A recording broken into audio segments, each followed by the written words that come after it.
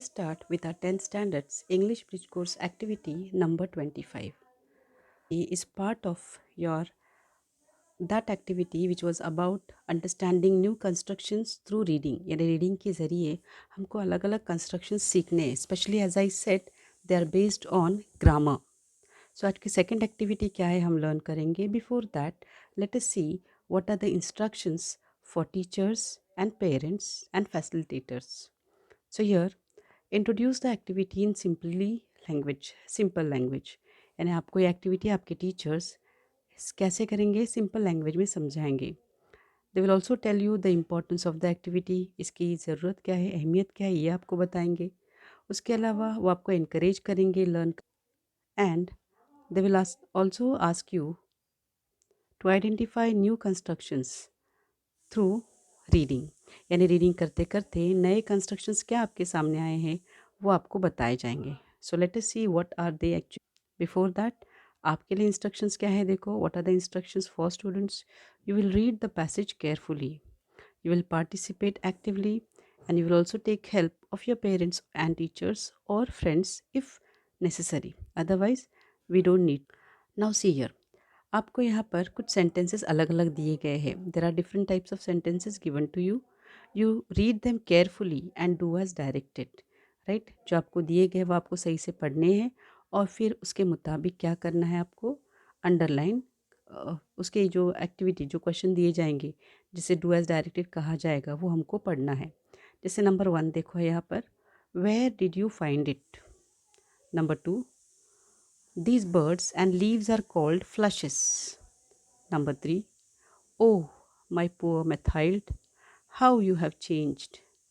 Number 4, fetch the merchants at once. Number 5, the wall was so broad that the people could stand and walk on it. And the last one, Trojans could not force them to sail away. अभी आपको 6 जो sentences दिए हैं, इन 6 के 6 sentences पर based ऐसे आपको एक एक्टिविटी आगे दी जाएगी. See what are they. जैसे कि आपको इसमें से first you have to identify an interrogative sentence. Interrogative यानी क्या है, from the above sentences and write it.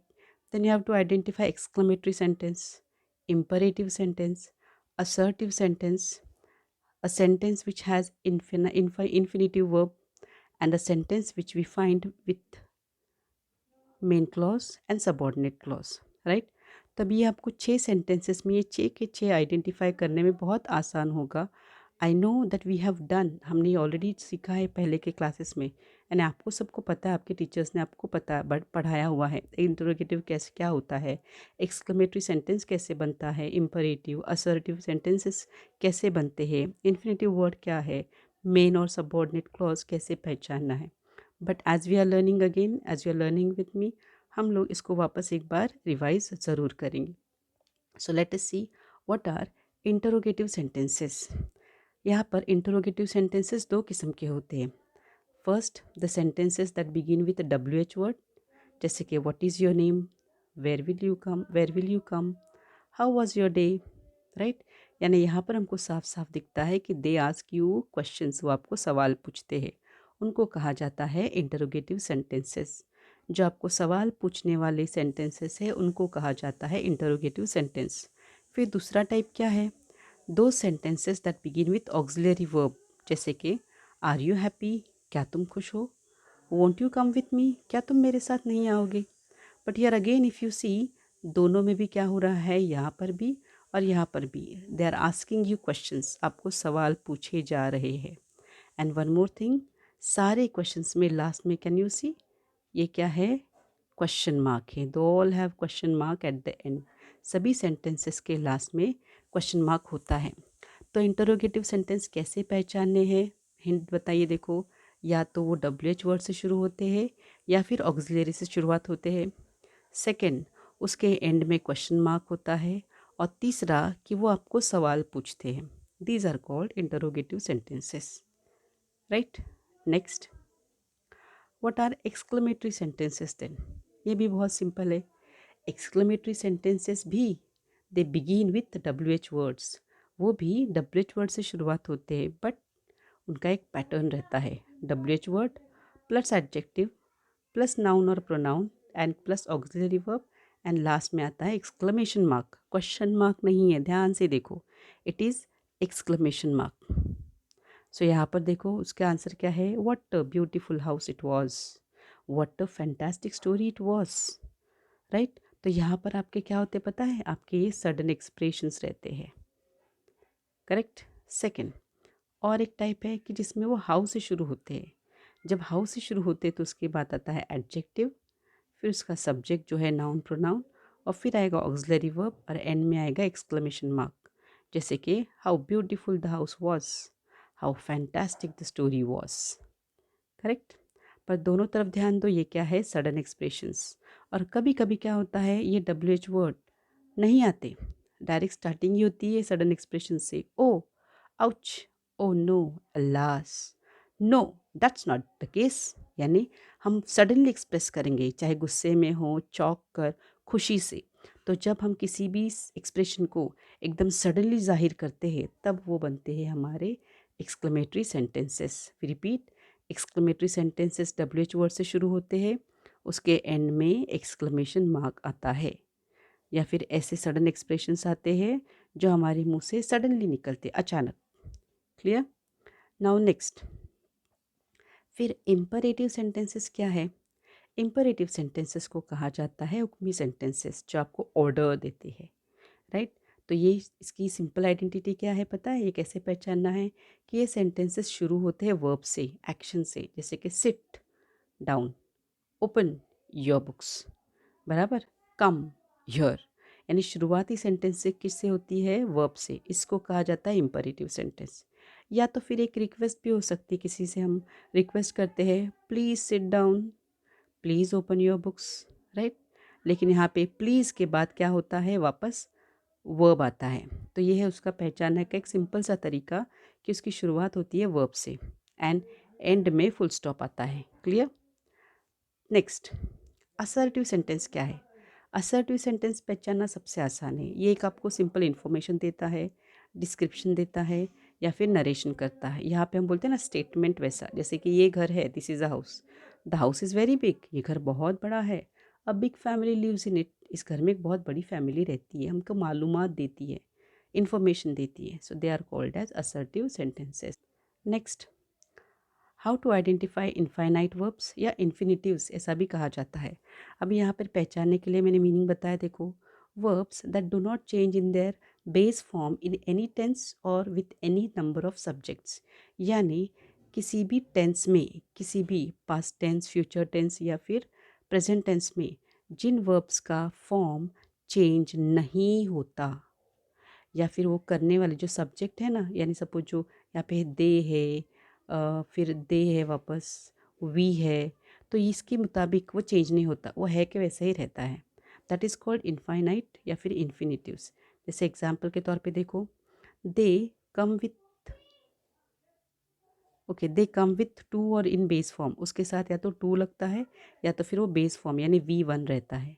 यहाँ पर देखो, जैसे है we planned to go, to read is my passion, they will not want to hire you. तो यहाँ पर टू के साथ जो आए हैं, इनको कहा जाता है इनफाइनाइट वर्ब्स या इन्फिनिटिव्स, जो किसी भी सूरत में बदलते नहीं। क्लियर।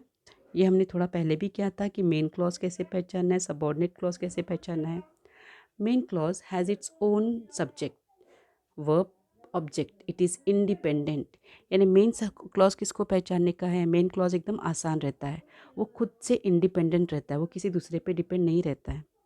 जैसे कि नीचे देखो, they plan to go to the market, उन्होंने मार्केट जाने का तय किया।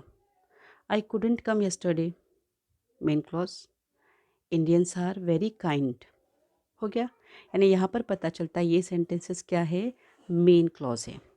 फिर सबऑर्डिनेट क्लॉज कैसे पहचानना है, देखो meaning, subordinate clause also has subject verb but it depends on main clause to make complete sense. लेकिन अपने मानी पूरे करने के लिए वो क्या करता है, मेन क्लॉज पे डिपेंड रहता है। It usually begins with a subordinating conjunction such as because, if, then, that, as soon as, etcetera, right. यानी ये पहचानने की दो सिंपल बातें क्या है, वो शुरुआत में ही क्या है, किसी कंजंक्शन से, जोड़ा जाता है, स्पेशली सबॉर्डिनेटिंग कंजंक्शन। जैसे यहाँ पे विच है, I repeat, see which, because, who, as, can you see them? तो इन कंजंक्शन से वो मेन क्लॉज से जुड़े हुए रहते हैं, और अगर हम इनको निकाल दें तो थोड़ा आगे उनका मानी इनकम्प्लीट रहता है। देखो जैसे यहाँ पर है पहले सेंटेंस में, which was near their house, जो उनके घर के नज़दीक क्या था, क्या इनकम्प्लीट है ना, तो हमको ये पता करना है कि what is, we need to find out that main clause is this part, they plan to go to the market. Now इसी पर बेस्ड क्या है, this subordinating conjunction that is which, right. तो ये विच जो है वो ज्वाइन करता है कि कौन सा मार्केट, जो उनके घर के नज़दीक था। Clear? Same way, I couldn't come yesterday, मैं कल नहीं आ सका क्योंकि हम मेरे घर पे क्या थी, पार्टी, राइट। तो आई कुडंट कम, कल मैं नहीं आ पाया, दैट्स इट होता है, क्योंकि मेरे घर पे पार्टी थी, ये क्या है, इनकम्प्लीट, यानी we had a party at home, ये समझ में आ रहा है। लेकिन ये सेंटेंस किससे जुड़ा है, बिकॉज से। तो ये एक सिंपल हिंट है आपको पहचानने के लिए कि सबॉर्डिनेट क्लॉज कैसे पहचानना है, कि उस क्लॉज के पहले ऐसे सबॉर्डिनेटिंग कंजंक्शंस लगे हुए होते हैं। अभी थर्ड देखो ज़रा हटके है, people who are very talkative can start talking anywhere. यहाँ पे मेन क्लॉज क्या है पता है, people can start talking anywhere, लोग कहीं पर भी बात करना शुरू करते हैं। कौन से लोग, यह है subordinate clause, who are very talkative, क्योंकि इसकी शुरुआत क्या है, हु से शुरुआत हुई है। अंडरस्टूड? Clear everyone?